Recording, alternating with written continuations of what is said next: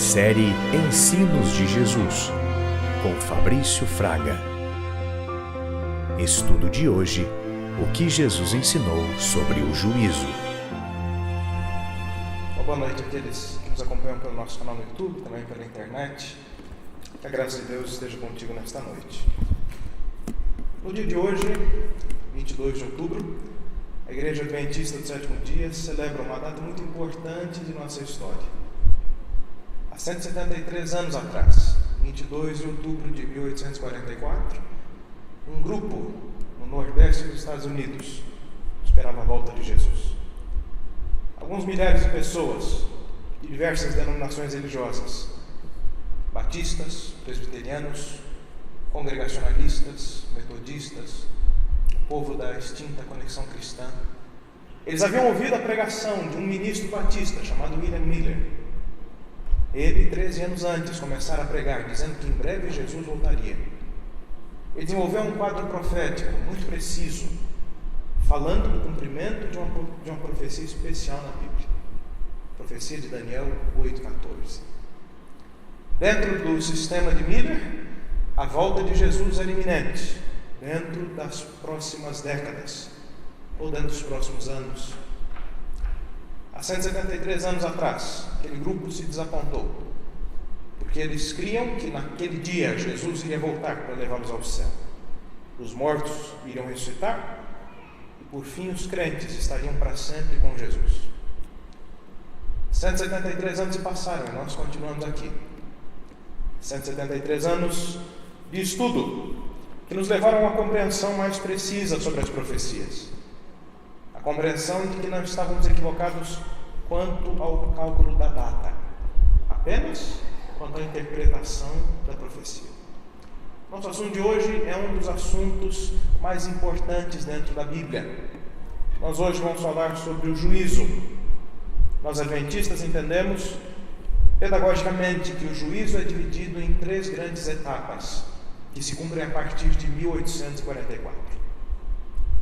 Porém, nós hoje vamos ter um olhar um pouco mais profundo para o significado de juízo nos ensinos de Jesus. Nós vamos tentar compreender qual é o significado disso para nós hoje. Qual é o tipo de crença que a Bíblia ensina sobre juízo? Qual é o tipo de sentimento que deve existir no nosso coração sobre esse assunto? Muitas pessoas, quando ouvem falar em juízo, têm medo.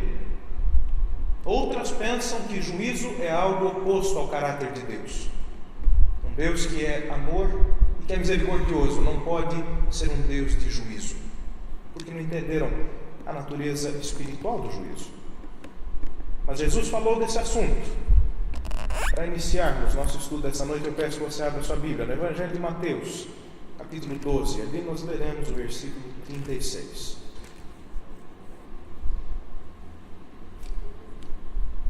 Como é sempre bom, eu convido os irmãos para que juntos nós oremos, buscando a bênção de Deus para a leitura do texto bíblico. Vamos orar? Eterno bom Deus, bendito seja o teu nome pela tua palavra. Obrigado pela Bíblia, que nesta noite nos ensinará sobre o teu juízo. Obrigado por este assunto tão importante, que nos traz tanto ânimo e tanta esperança quanto ao nosso glorioso futuro. Pedimos a unção do Santo Espírito para compreendermos esse assunto, que é complexo, mas que à luz da Bíblia pode ser bem compreendido. Pedimos que o Senhor nos abra a mente e o coração para entendermos e vivermos de acordo com a tua palavra. Em nome de Jesus. Amém. Palavras de Jesus em Mateus 12, 36. E o mestre aqui diz o seguinte: digo-vos que de toda a palavra frívola que proferirem os homens, dela darão conta no dia do juízo. Cristo aqui estabelece uma verdade para todos os cristãos. Chegará um dia, chamado dia do juízo, em que todo ser humano deverá ter prestado contas, ou irá prestar contas, daquilo que disse. E o conteúdo bíblico nos ensina que o julgamento não é apenas baseado em palavras, mas também em ações, pensamentos e intenções do coração. Tudo isso compõe a forma de Deus julgar a humanidade. Porém, a questão toda do juízo não é Deus julgando a humanidade, e sim Deus entrando em julgamento. Antes de mais nada, o julgamento ou o juízo apresentado pela Bíblia tem que ver com o julgamento do caráter de Deus. Deus senta no banco dos réus para que o seu caráter seja analisado. A Bíblia fala do momento em que isso deveria acontecer, e lá em Apocalipse 14:7, nós temos um marco profético que nos ajuda a compreender esse assunto. Abra a Bíblia, Apocalipse 14:7, diz assim, dizendo em grande voz: temei a Deus e dai-lhe glória, pois é chegada a hora do seu juízo, e adorai aquele que fez o céu, e a terra, e o mar, e as fontes das águas. Essa passagem se cumpre na data que eu mencionei, que é o início desse processo, 22 de outubro de 1844. Daqui a pouquinho nós vamos ver quais são as profecias que falam desta data. E aí nós compreenderemos o que é o juízo de Deus, como ele acontece. Vamos ler um outro texto que fala também sobre o juízo, Atos, capítulo 17, versículo 31. Você deve conhecer bem essa passagem, é o discurso do apóstolo Paulo em Atenas. Um dos textos mais importantes do livro de Atos. Nós aqui temos informações importantíssimas sobre a salvação daqueles que não conhecem a aliança como ela é apresentada na Bíblia. Aqueles que não são convertidos ao cristianismo, como é que vão se salvar? Esse capítulo nos dá uma pista sobre esse assunto. Mas o nosso foco aqui é o juízo, e o versículo 31 diz assim: porquanto estabeleceu Deus um dia em que há de julgar o mundo com justiça, por meio de um varão que destinou e acreditou diante de todos, ressuscitando-os dentre os mortos. Quem seria este homem? Jesus Cristo. Não apenas um homem, mas o próprio Deus encarnado, compartilhando da humanidade. Ele se torna, nesse momento, aquele que tem direito de julgar. Ele é o meio pelo qual Deus, o Pai, há de julgar a humanidade. Vamos entender algumas questões. Por exemplo, a primeira pergunta: quem é que vai entrar nesse julgamento? Quem é que vai ser julgado além de Deus? E a resposta nós encontramos na segunda carta de Paulo aos Coríntios, capítulo 5, versículo 10. O apóstolo Paulo aqui diz assim: porque importa que todos nós compareçamos perante o tribunal de Cristo, para que cada um receba segundo o bem ou o mal que tiver feito por meio do corpo. Aqui existe a ideia da retribuição, o juízo de Deus, que envolve a todos os seres humanos. Importa que todos nós compareçamos. Esta obra de juízo parece falar de retribuição. E quando nós lemos aquilo que Cristo disse, lá em Mateus 16, acompanhe a leitura, nós compreendemos um pouco mais sobre o que significa retribuição nesse contexto. Abra a Bíblia comigo, Mateus capítulo 16, verso 27. Porque o Filho do Homem há de vir na glória de seu Pai, com seus anjos, e então retribuirá a cada um conforme as suas obras. Esse texto nos ensina que quando Cristo voltar, e algumas semanas atrás nós estudamos sobre esse assunto, esse texto ensina que quando Cristo voltar, Ele dará retribuição a todos os seres humanos. Todo ser humano é julgado por Deus. Todo ser humano entra em julgamento. Todo ser humano, em um momento ou em outro, vai prestar contas diante de Deus. Porém, nem todos serão apresentados diante de Deus da mesma forma. Um ponto importante para a nossa compreensão nisso é entender como é que nós vamos ser julgados. Qual será o padrão de julgamento? Será que todos que comparecerem diante de Deus, sendo julgados, serão vistos da mesma forma? Veja o que está escrito na carta de Tiago, capítulo 2, versículo 12, diz assim: falai de tal maneira, e de tal maneira procedei, como aqueles que hão de ser julgados pela lei da liberdade, porque o juízo é sem misericórdia para aquele que não usou de misericórdia, e a misericórdia triunfa sobre o juízo. Esse texto explica essas duas perguntas que eu acabei de fazer a você. Nós sabemos que todos irão comparecer diante do juiz. Todos serão julgados pela mesma norma. Como é que Tiago chama essa norma? A lei da liberdade. Vamos tentar entender o que é isso. Porém, no verso 13 ele diz que o juízo é sem misericórdia para com aquele que não usou de misericórdia, mas que a misericórdia é superior ao juízo, triunfa sobre o juízo. E aqui nós precisamos compreender o assunto da justificação pela fé. Para te ajudar a entender este assunto, vamos ler um outro texto que contém palavras de Cristo. Veja aí, João capítulo 3, versículo 17 em diante. Você conhece bem o contexto disso aqui também. É a conversa de Jesus com Nicodemos. O verso 16 desse capítulo talvez seja um dos mais conhecidos e memorizados da Bíblia. Porque Deus amou o mundo de tal maneira que deu o seu Filho unigênito para que todo aquele que nele crê não pereça, mas tenha vida eterna. E a gente costuma parar por aqui, né? Mas veja aquilo que está escrito do verso 17 até o 21. Que verdades importantes estão contidas aí. Jesus aqui diz assim: porquanto Deus enviou o seu Filho amado ao mundo, não para que julgasse o mundo, mas para que o mundo fosse salvo por ele. Quem nele crê não é julgado. O que não crê já está julgado, porquanto não crê no nome do unigênito Filho de Deus. E o julgamento é este: que a luz veio ao mundo, e os homens amaram mais as trevas do que a luz, porque as suas obras eram más. Pois todo que pratica o mal aborrece, odeia a luz, e não se chega para a luz, a fim de não serem arguidas as suas obras. Quem pratica a verdade aproxima-se da luz, a fim de que as suas obras sejam manifestas, porque feitas em Deus. Veja que verdades importantes. Existem outras boas traduções que traduzem o versículo 18 de forma diferente. Se você ler, por exemplo, na Nova Versão Internacional, ali dirá o seguinte: quem nele crê não é condenado, e o que não crê já está condenado. A ideia aqui é de que quem entra em juízo com Deus sem ser representado por Cristo, e daí eu peço que você lembre daquilo que esse mesmo apóstolo escreveu lá na sua primeira carta: filhinhos, estas coisas vos escrevo para que não pequeis. Se todavia alguém pecar, temos o que diante do Pai? Temos um advogado junto do Pai. E esse advogado é quem? Jesus Cristo, o justo. Quem crê em Jesus não é analisado pelo juiz de acordo com as suas próprias obras, mas as suas obras apresentadas diante da luz divina são encontradas como sendo obras feitas em Deus, e portanto as obras de Cristo, não as nossas. Você se lembra daquilo que Paulo escreveu em Efésios capítulo 2, versículo 10? Nós fomos restaurados, nós fomos recriados em Cristo para boas obras, e estas boas obras Deus as tinha preparadas de antemão.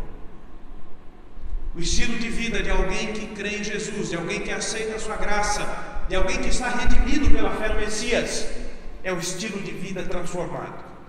É o estilo de vida que não corrobora com obras da carne, obras da concupiscência, da maldade, da mentira, do assassinato, da cobiça. As obras daqueles que estão em Cristo são obras de vida, obras de luz, obras manifestas no fruto do Espírito, obras de amor, de alegria, de bondade, de domínio próprio, e assim por diante. Se alguém crê em Jesus, se alguém aceita a representação deste sumo advogado, deste sumo sacerdote, este não entra em condenação, este não entra em juízo, porque ele é representado por Jesus. Porém, aqueles que rejeitam a luz, aqueles que, tendo conhecido a lei da liberdade, a rejeitam, estes entram em juízo, carregando as suas próprias obras. Dê uma olhadinha naquilo que está escrito aí no mesmo Evangelho, porém no capítulo 8, verso 32. João 8,32 diz assim: conhecereis a verdade, e a verdade os libertará. No santuário celestial, a humanidade é julgada de acordo com um padrão, com uma norma, a lei da liberdade. De acordo com as palavras de Cristo registradas aí em João 8, qual é o único caminho pelo qual o ser humano pode ter liberdade? Através da verdade. E daí eu te pergunto, o que é a verdade? Você saberia definir para mim, em uma palavra, o que é a verdade? Jesus. E onde é que estão registrados os ensinos de Jesus? Suas ações, seus milagres, a sua doutrina? Na Bíblia. Abre a sua Bíblia em João 17:17. Na oração sacerdotal, Jesus disse as seguintes palavras: santifica-os na verdade. A tua palavra é a verdade. Só existe um que pode dar liberdade. E só existe um meio pelo qual ele se revelou. Somente Cristo pode dar liberdade. E a única forma de conhecermos aquele que é o caminho, a verdade e a vida é através de sua palavra. Nós então seremos julgados naquele dia por este padrão. Não é a lei moral, não são as leis de saúde, não é a lei da nação de Israel, a lei civil que está aqui, não são leis cerimoniais, não é o Evangelho, não são os livros históricos, é a palavra de Deus, toda ela. Uma revelação suprema, absoluta. Quer saber qual é o padrão do julgamento? Este é o padrão do julgamento. A única forma de o ser humano obter liberdade é vivendo de acordo com o que este livro revela. A única forma de termos aprovação no juízo divino é se nós, neste juízo, tivermos fé em Cristo e confiarmos nas palavras desse livro. Eu mencionei que o juízo é dividido por nós em 3 fases, começando em 1844. Essa é uma divisão pedagógica. Você pode procurar do Gênesis ao Apocalipse, você não vai encontrar nenhum verso que diga: eis que o juízo de Deus acontece primeiro desse jeito, depois desse jeito, depois desse jeito. Essa doutrina tem raízes profundas na Bíblia, mas é preciso que você entenda que nem tudo o que está sistematizado na teologia vem de uma linguagem que está manifestada daquele jeitinho na Bíblia. Deixa eu te dar um exemplo. Alguém poderia me dizer onde na Bíblia está escrita a palavra Trindade? Onde na Bíblia está escrita a palavra Espírito de profecia? Lá está escrito Espírito da profecia, mas a gente diz Espírito de profecia. Alguém poderia me dizer na Bíblia, não nos subtítulos, no texto, onde é que está escrito os 10 mandamentos? Então perceba que existem alguns termos que nós usamos pedagogicamente para entender os assuntos. E esses termos não precisam necessariamente estar todos na Bíblia. Então os nomes que nós usamos para falar da obra de juízo são nomes inspirados na teologia bíblica, mas que apresentam ideias em linguagem contemporânea, para que a gente compreenda o que significa isso para nós hoje. Afinal de contas, é este o nosso objetivo aqui, entender o que isso tudo significa para mim. Afinal de contas, será que juízo é coisa boa ou ruim? Eu só posso entender a partir de uma sistematização que seja bíblica. E é por isso que se usa essa linguagem. Muita gente ignorante critica alguns termos usados na teologia, mas tenha certeza de que esse é um trabalho feito por honestidade, por homens de Deus. Juízo de Deus, então, a partir de 1844, pode ser compreendido a partir de uma perspectiva que divide em 3 fases a obra de juízo. A primeira delas, que nós cremos começou em 22 de outubro de 1844, é declarada por nós como sendo o juízo pré-advento, ou juízo investigativo. É um juízo de investigação. Neste juízo existe um personagem principal, Jesus. Jesus, com os méritos conquistados na cruz, nos dá perdão, confere ao ser humano a sua justiça. Nós acreditamos que no santuário celestial, Jesus advoga em nosso favor. Nós acreditamos que no santuário celestial, hoje, Jesus está diante do Pai, intercedendo por nós. Esta é a grande certeza que nós podemos ter da salvação. Existe no céu alguém que intercede por nós, alguém que nos confere graça. Para entendermos o significado disso, vamos dar uma olhada lá em Romanos capítulo 3, versos 25 e 26. A quem Deus propôs o seu sangue como propiciação mediante a fé, para manifestar a sua justiça, por ter Deus, na sua tolerância, deixados impunes os pecados anteriormente cometidos, tendo em vista a manifestação da sua justiça no tempo presente, para Ele mesmo ser justo e justificador daquele que tem fé em Jesus. O ministério de Cristo no santuário celestial é consequência direta de sua obra na cruz. Na cruz Jesus disse: está feito. O preço para redimir a humanidade está pago. Jesus na cruz adquire o direito de dar a graça a todo aquele que nele crer. Porém, se Jesus tivesse apenas adquirido esse direito e não tivesse um meio de conferir ao ser humano os méritos da cruz, de que adiantaria a sua morte? Ele seria de fato um mártir da salvação, mas a salvação não teria efeito na minha vida. É preciso então que exista uma forma de entregar o presente da salvação ao ser humano. E que forma Deus escolheu? O ministério de Cristo no santuário celestial. Para compreender isso, é preciso olhar atentamente para a carta de Paulo aos Hebreus, para o livro do Apocalipse, e para aquilo que Moisés escreveu em Levíticos, Números e Deuteronômio. Um sistema muito específico que consistia de ordenanças e de cerimônias para mostrar ao ser humano qual é o processo que Deus iria utilizar para conferir perdão. Você se lembra da história do santuário terrestre, não se lembra? Um santuário construído conforme um modelo que Moisés viu no monte. O santuário dividido em 3 partes, com 2 tipos principais de rituais realizados. O que é que tinha no pátio do tabernáculo? O que tinha lá? Um altar de holocaustos e uma pia. A pia de onde os sacerdotes e levitas tiravam água para se purificarem antes de entrar na tenda propriamente dita. O segundo compartimento, o lugar santo. O que tinha no lugar santo, você se lembra?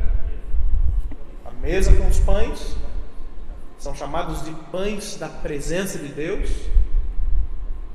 São os pães que mostram Israel estando constantemente na presença de Deus e Deus suprindo fisicamente Israel. O que mais que tinha lá?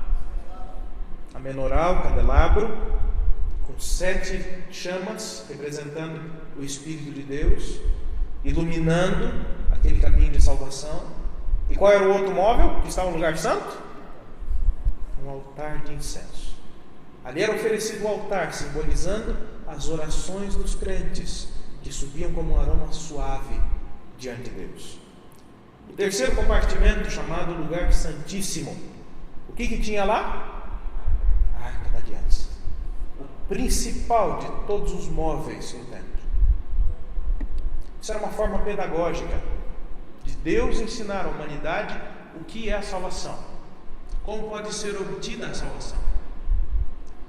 Jesus, no seu ministério terrestre, é o sacrifício, é o substituto. Aquele altar de holocaustos apontava para a cruz do Calvário. Ele assim adquire a purificação para os nossos pecados, que por nós hoje é recebida através do batismo, e que era representada por aquela bacia de água, de onde os sacerdotes e levitas tiravam água para se purificarem. Antes de entrar no santuário, era preciso se purificar. Jesus adquire o sacrifício, que é Ele mesmo. Jesus oferece a purificação do batismo. E daí Paulo diz que Jesus agora abre um caminho novo, um caminho vivo até o trono de Deus. No santuário, o que é que simbolizava o trono de Deus? Qual que é a sede do governo de Deus? O seu trono fundamentado sobre as suas leis. Porém, antes de chegar lá à Arca da Aliança, ao trono de Deus, o que precisava acontecer? Um ritual diário, onde o incenso era oferecido, onde as lâmpadas da menorá eram mantidas acesas, onde os sacrifícios encontravam o seu destino, que era o perdão. O sangue dos animais era levado para dentro da tenda e colocado no altar de incenso. Na cruz, Jesus adquire o direito de perdoar. Na segunda fase do seu ministério, iniciada quando a Bíblia diz que ele se assenta à direita do Todo-Poderoso, ele começa a conferir perdão. Até aquele momento, os pecados estavam impunes. Agora Deus começa a colocar a culpa sobre o verdadeiro responsável. 2 tipos de pecados são apresentados no santuário: os confessados e os não confessados. Os confessados têm perdão, são marcados pelo processo de substituição. Por outro lado, pecados não confessados não podem ser perdoados. Esses entram no santuário de forma clandestina, e Deus reserva esses para o dia da purificação do santuário, quando o verdadeiro responsável pelo pecado, no santuário antigo simbolizado por Azazel, receberá por fim os pecados que pertencem a ele. Esse era um ritual que acontecia dia após dia no santuário. Desde o ano 31, quando Jesus ascende ao céu, até 1844, Jesus cumpre antitipicamente com esta parte da obra de juízo. Até 1844, a obra de Jesus é simbolizada pelo lugar santo. Porém, em 22 de outubro de 1844, Jesus entra no lugar santíssimo com uma função: purificar o santuário. Pense um pouquinho sobre a dinâmica da substituição. Lá no templo, antigamente, as pessoas levavam animais para serem sacrificados. Romanos diz que o salário do pecado é o quê? A morte. Então, o que é que o pecador merece? A morte. O destino que eu e você merecemos, não o que recebemos, mas o que merecemos é a morte. Se ninguém intervir, o caminho natural do ser humano é a morte eterna. Porém, Deus oferece substitutos. O sacrifício podia ser de uma pomba, podia ser de um bode, podia ser de um carneiro. Dependia do tipo de pecado. E esses substitutos, essas curas temporárias, apontavam para um grande substituto que iria suplantar todo aquele sistema: Jesus Cristo. O grande substituto, Jesus, com os dons e com o perdão que ele conquistara na cruz, intercede no céu, conferindo a todos que têm fé o benefício do perdão. É o símbolo daqueles que dia após dia iam até o santuário, confessavam seus pecados, e ao invés de eles pagarem o preço, tinham ali um substituto que morria no lugar deles. Simbolicamente, esse pecado já não era mais meu. Esse pecado era colocado sobre o substituto, sobre o animal sacrificado. O sangue daquele animal era levado para dentro da tenda e era aplicado no altar de incenso. Nós hoje oramos diretamente a Deus pedindo perdão nos méritos do sangue de Cristo conquistados na cruz. Lá dentro da tenda, o segundo compartimento, lugar santo, o perdão dos pecados era garantido, porque já não era mais um animal o substituto, mas o templo era contaminado. E deixa eu te perguntar, a quem que o templo representava no meio de Israel? E me farão um santuário para que quem habite no meio do povo? Para que eu habite no meio do povo. Você respondeu certo? O santuário representava a presença de Deus no meio do seu povo. O povo estava em tendas, Deus queria uma tenda no meio do povo. se a pessoa ficava inocente do seu pecado. Se o animalzinho já não simbolizava mais aquele que faria a troca. Quem é que estava então carregando os pecados? Se os pecados passavam da pessoa para o animal e para o templo, e o templo representa a Deus, quem é que estava durante o ano inteiro carregando os pecados? Deus. No Antigo Testamento, no templo do santuário, do templo, a obra da salvação era feita exatamente do mesmo jeito que é feita hoje. A salvação nunca foi baseada em sacrifícios, em ofertas, no sangue de animais. A salvação sempre foi baseada na fé. A fé no substituto. Eu não posso pagar a pena pelo pecado, então esse animal vai pagar no meu lugar. Mas ele não é um fim em si mesmo. Ele aponta para o Messias que vai vir, o Messias sacrificado. E Deus durante o ano inteiro acumulava no santuário esses pecados. E daí chegava um dia especial, o Yom Kippur, o dia do perdão, o dia da purificação. E agora eu peço que você abra a sua Bíblia em Daniel capítulo 8, verso 14. E nós vamos começar a entender o porquê da data de 1844. Daniel capítulo 8, verso 14. Ele me disse: até 2.300 tardes e manhãs, e o santuário será purificado. Jesus, quando ascendeu ao céu, assentou-se à destra do Pai. E ele agora começa a cumprir com o ritual diário do santuário. Não mais na escala humana, terrena, mas na escala verdadeira. Agora os pecados são carregados pelo verdadeiro substituto. Ele paga o preço na cruz. E agora ele confere o perdão individualmente a todos os que têm fé. Porém, esse texto fala da segunda fase do juízo que acontecia no santuário terrestre. A purificação do santuário. E daí nós temos a profecia que deu origem ao movimento do qual nós descendemos.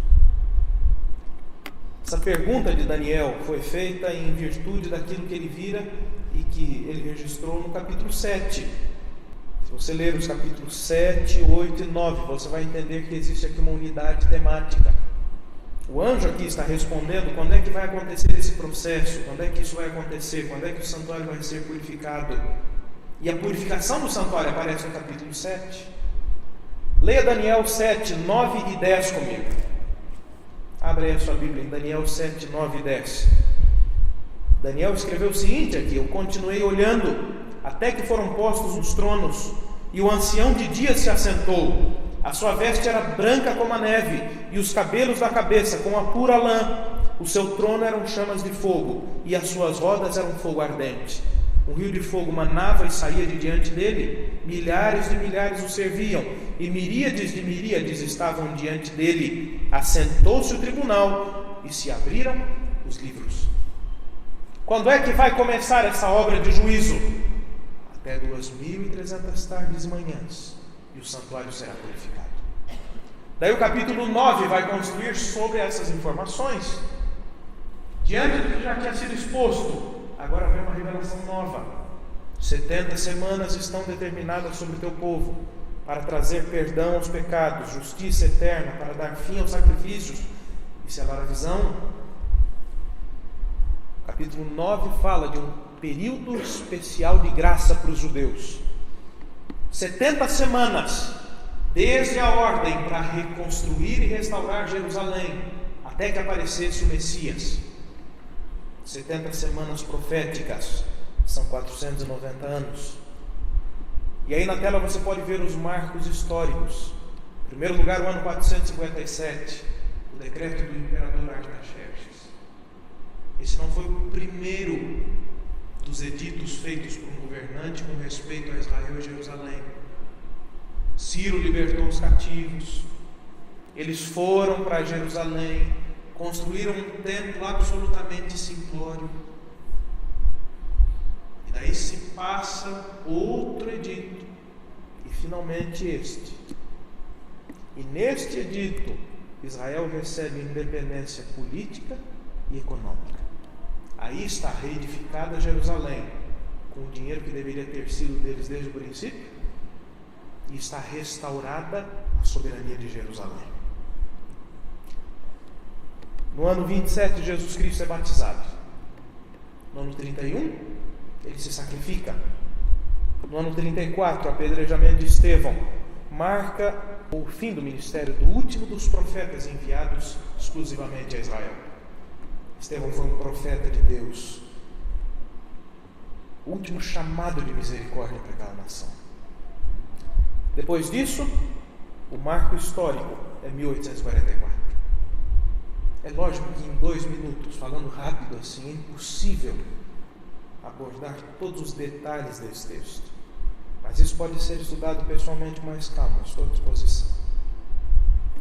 O que é importante compreender aqui é que Deus revelara no passado, através de Moisés, como a salvação aconteceria. E agora, a partir dos dias de Paulo, como ele disse, Deus é justo e justificador. Deus é justo porque Ele entrou em juízo, porque Ele deu o seu Filho, para que diante do universo fosse comprovada a sua justiça. Agora, em 1844, uma nova fase do ministério de Cristo vai começar. E esse juízo, começado em 1844, como eu já disse, pode ser dividido em 3 fases. A primeira delas, a parte de investigação, onde no santuário celestial é analisada a justiça de Deus ao conferir perdão ao seu povo. O que se confere nessa fase é a lisura do processo. Será que Deus foi justo ao dar o perdão para essa pessoa? Então se abrem os livros e ali são analisadas as ações dos salvos. E o veredito será: o perdão foi correto ou não foi? O que é confirmado ali é a justiça de Deus diante do universo. Existe um argumento muito ruim que algumas pessoas usam para meter medo nos outros. Esse é um argumento que talvez só exista no meio adventista. Será que o seu caso já passou pelo santuário celestial?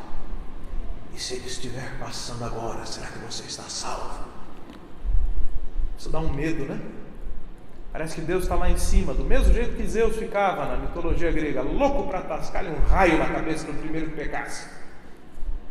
Um Deus tirano, ruim. Mas é isso que a Bíblia revela? Não.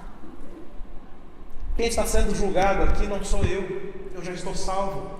Se o meu nome passa por essa parte do juízo, quer dizer que eu estou salvo, quer dizer que eu tenho um advogado.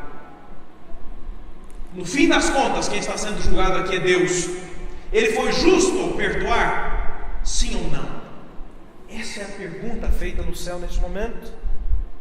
Só que a Bíblia também fala de uma segunda fase desse juízo, a fase do juízo comprobatório. Essa fase não é mais feita por Cristo, não é feita por anjos. Essa fase é aquela da qual eu falei semana passada, no nosso estudo sobre o milênio. Esta fase será levada a efeito pelos salvos, pelos redimidos, aqueles que estarão com Cristo no milênio, aqueles que foram transformados desse corpo mortal para um corpo imortal, e aqueles que ressuscitaram na volta de Jesus. Abra sua Bíblia em Apocalipse 20. Depois da volta de Cristo, depois da ressurreição, depois da transformação, depois da prisão de Satanás, João dá essa declaração: eu vi também tronos, e nestes sentaram-se aqueles aos quais foi dada a autoridade de julgar. Vi ainda as almas dos decapitados por causa do testemunho de Jesus, bem como por causa da palavra de Deus, tantos quantos não adoraram a besta, nem tampouco a sua imagem, e não receberam a marca na fronte e na mão. Viveram e reinaram com Cristo durante os 1000 anos. Aqui se cumpre a palavra de Paulo em 1 Coríntios 6,3, onde ele diz: vocês vão julgar até mesmo os anjos. Na primeira fase do juízo iniciado em 1844, a justiça de Deus é comprovada por Cristo diante do universo. Na segunda fase, os beneficiados serão os salvos. Deus vai comprovar a sua justiça em salvar ou condenar aqueles que receberão o direito de reinar e de julgar no céu. E quem é que são esses? À luz daquilo que nós estudamos semana passada? Somos nós. Somos nós, os redimidos, os salvos, aqueles que não têm medo do julgamento porque conhecem o seu advogado. Somos nós, os que temos fé na graça de Jesus, os que aceitamos o substituto. Há muitos que querem comparecer diante do juízo celestial carregando suas próprias obras, ignoram a Jesus, acham que na sua própria carne podem ter santidade. Estes terão uma triste surpresa ao ressuscitarem. Não verão Cristo descendo nas nuvens, verão uma cidade gloriosa e ao seu redor um exército de mal ressuscitados. Essa será a ressurreição da morte. Nós já estudamos sobre isso. Mas o que é importante que você entenda aqui é que Deus vai mostrar a sua justiça diante de todas as suas criaturas. Hoje Ele revela a sua justiça plena às criaturas não caídas, os anjos e os habitantes de outros mundos. No futuro, a justiça dele será comprovada diante de nós, os salvos. Porém, resta ainda uma terceira fase, a fase do juízo executivo. Esse é o famoso juízo final. Esse é o momento em que as pessoas comparecerão diante do juiz. Não mais com um representante ou um advogado, mas carregando as suas próprias obras. O mesmo padrão de julgamento, porém dessa vez, sem misericórdia. Leia comigo o que está escrito aí em Apocalipse 20, nos versos 11, 12 e 15. Eu vi um grande trono branco, e aquele que nele se assenta, de cuja presença fugiram a terra e o céu, e não se achou lugar para eles. Vi também os mortos, os grandes e os pequenos, postos em pé diante do trono, e então se abriram livros. Ainda outro livro, o livro da vida, foi aberto, e os mortos foram julgados segundo as suas obras, não segundo as obras de Cristo, segundo as suas obras, conforme o que se achava escrito no livro. Verso 15. E se alguém não foi achado inscrito no livro da vida, esse foi lançado para dentro do lago de fogo. Esse é o juízo final. Esse é o momento em que Deus vai vindicar a sua justiça diante daqueles que se aliaram com Satanás. A Bíblia fala de 3 tipos de livros que são usados nesse julgamento de Deus. O primeiro deles é o livro da vida, o livro do Cordeiro, onde estão anotados os nomes de todos os salvos de todas as épocas, desde os mortos até os que estiverem vivos quando Jesus voltar.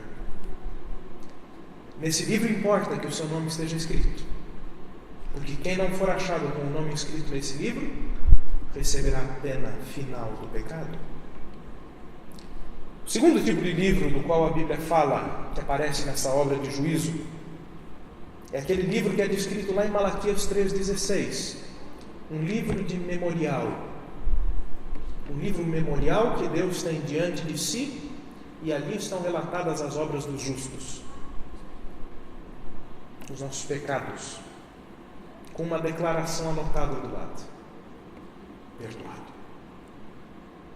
Não são boas obras que estão ali, mas aquelas obras que estão anotadas lá testificam em favor de nós, não porque nós somos bons, mas porque nós fomos perdoados. Não porque nós merecemos ter o nome no livro da vida do Cordeiro, mas porque o sangue dele, o sacrifício dele, foi aceito em substituição da minha própria vida corrompida. E por fim, o terceiro livro, ou o terceiro tipo de livros, é este que está descrito aqui. Os livros contendo as ações dos seres humanos, sem a declaração de perdoado do lado. Antes de receberem a pena, eles comparecem diante do juiz. E ali eles têm a oportunidade de entender a justiça de Deus. Ali eles entendem as oportunidades que receberam e rejeitaram. Ali eles compreendem o que é que poderia ter sido deles. Aquele que se assenta no grande trono branco é Jesus. Já não é mais o Pai quem julga, mas agora Jesus se assenta no trono como juiz. Agora já não existe mais possibilidade de salvação. Quando Cristo volta, a recompensa já é dada, a retribuição é feita. Mas agora, nessa última fase do juízo, importa que todas as criaturas percebam a justiça plena de Deus, inclusive as criaturas que não aceitam a justiça dele. Há uma declaração chocante na Bíblia, que diz que diante de Cristo todo joelho vai se dobrar e que toda língua vai confessar que Jesus Cristo é justo, para a glória de Deus Pai. Todo joelho e toda língua, inclusive dos pecadores, inclusive dos perdidos, inclusive dos anjos que se rebelaram no céu, inclusive o grande arquiteto da mentira. No fim desse processo, a justiça de Deus é comprovada diante de todo o universo, diante dos seres santos, diante dos seres redimidos e diante dos seres perdidos. Nós dividimos o juízo de Deus nesta forma pedagógica, para que fique bem claro que todos terão uma chance de entender a justiça de Deus. Mas a pergunta que eu quero deixar para o seu coração é: será que você vai precisar da terceira fase do juízo para entender que Deus é justo? Será que vai ser necessário que você espere até este momento para entender que Cristo te ama, para entender que Cristo morreu por ti, para entender que a justiça dele é suficiente? Cristo chama hoje a nós todos para entrarmos em juízo com ele, não com medo, mas com a certeza de que ele nos representa. A sua graça tão grandiosa e tão profunda está à sua disposição hoje. Não deixe passar essa oportunidade. O juízo está acontecendo, não para meter medo na gente, mas para que a gente tenha certeza de que o nosso Pai é justo. Oremos. Poderoso Deus, nós te agradecemos pela graça que é suficiente para nos dar justiça diante do Senhor. Não a nossa própria justiça, não uma justiça humana reformada, retalhada, mas a justiça de Cristo, perfeita, eterna, sem falhas, completa.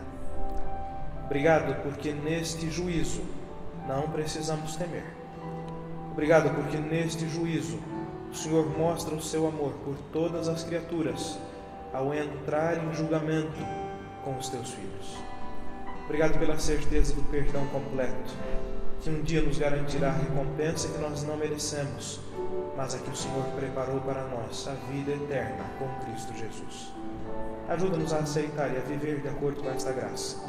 É o que pedimos, em nome de Jesus, o nosso Salvador. Amém. Todos uma semana abençoada. Que Deus te acompanhe e te dê um retorno seguro ao seu lar. Deus te abençoe. Uma boa semana e uma boa noite.